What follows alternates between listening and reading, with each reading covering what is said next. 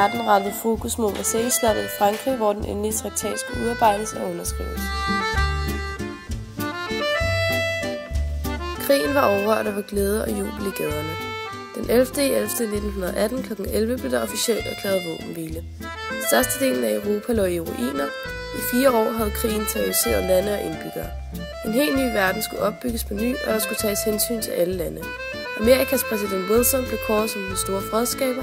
Han kom med de 14 punkter, som skulle skabe fred i Europa.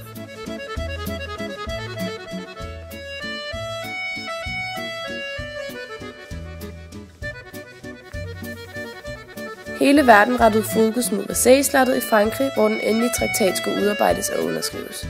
Versailles-slottet var ikke et slot uden historie. 48 år før i samme sal var det tyske kejserrige blevet udråbt. Denne gang var tyskerne ikke dem, der skulle hædres. Tyskerne blev de store tabere og fik hele ansvaret for krigen. Der blev forlangt store krigserstatninger af Tyskland. 138 milliarder guldmark skulle betales tilbage til de enorme ødelæggelser, som krigen havde skabt. I 6 måneder var Paris verdens centrum, hvor forhandlingerne forløb på slottet. Alle var interesserede i at få deres meninger frem.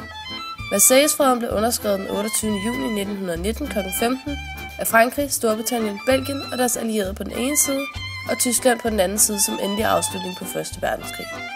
USA syntes betingelserne var for hårde, og de skrev ikke under.